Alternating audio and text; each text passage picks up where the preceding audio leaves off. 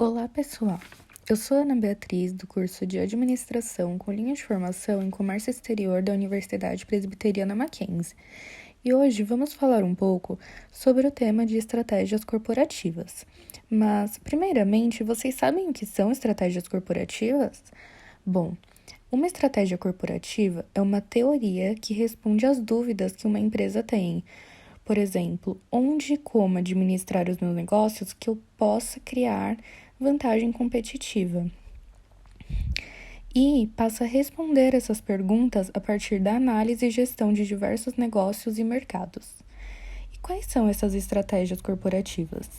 Bom, nós iremos analisar as seguintes estratégias: integração vertical, diversificação corporativa, alianças estratégicas, fusões e aquisições e estratégias internacionais. Vamos lá.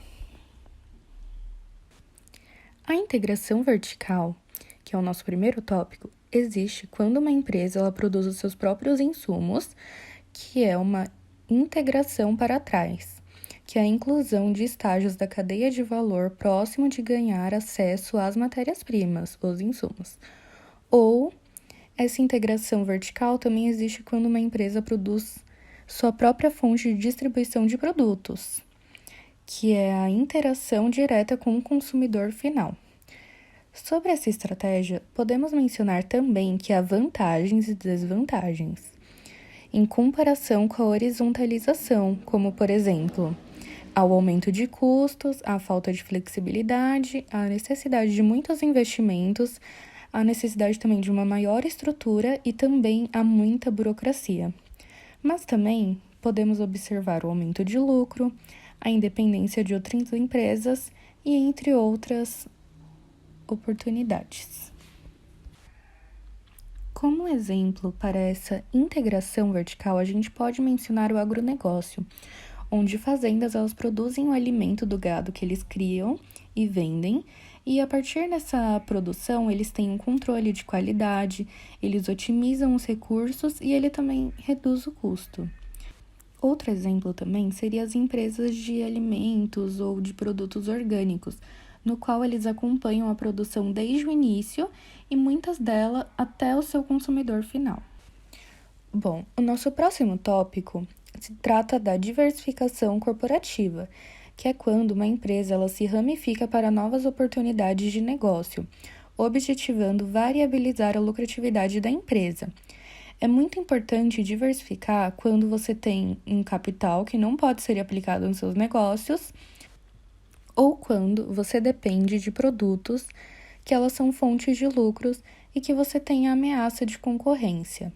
Essa diversificação ela poderá tanto criar valor quanto neutralizar ou reduzir, criando valor, por exemplo, com o aumento de poder de mercado e com a alocação eficiente do capital interno, como a gente mencionou. Um exemplo, por exemplo, de diversificação seria nas lojas C&A, que elas antes vendiam apenas roupas e calçados e passaram a comercializar cosméticos, maquiagens, eletrônicos e etc. O nosso próximo tema são as alianças, que ela é uma estratégia que é a cooperação de empresas que elas trabalham juntas para atingir um objetivo em comum, que seria a criação de vantagens competitivas e a otimização do lucro. Então, elas combinam recursos e capacitações, como também alinham ideias. Essas alianças, elas podem ser sem participação acionária, no qual essa cooperação ela é administrada por contratos, com participação acionária, quando há investimento em ações das empresas, ou em uma delas, pelo menos, ou por meio de joint ventures, que é quando as empresas criam uma empresa independente e o lucro é repartido de acordo com os investimentos. Um exemplo atual de uma aliança sem participação acionária seria, por exemplo, as blogueiras, que elas são uma pessoa jurídica e elas fazem parcerias com marcas, no qual eles se unem e fazem uma collab. Portanto, por meio de contratos, eles fazem essa cooperação. A nossa próxima estratégia seria a fusão e aquisição. A fusão ocorre quando os ativos de duas empresas que elas têm um tamanho semelhante se unem, sendo que uma normalmente desponta como a administração dominante e eles também decidem o nome em acordo, como, por exemplo, a fusão da Antártica e da Brahma que criaram a Ambev. Já a aquisição é quando uma empresa ela adquire uma outra empresa alvo, podendo ser ou não amigável. Ou seja, essa empresa ela passa a controlar e a empresa alvo ela precisa responder à administração da empresa adquirente. A aquisição ela é positiva, pois ela aumenta o poder de mercado, como também facilita a entrada em outros mercados. Um exemplo de aquisição é o Itaú, que ele adquiriu o Credicar.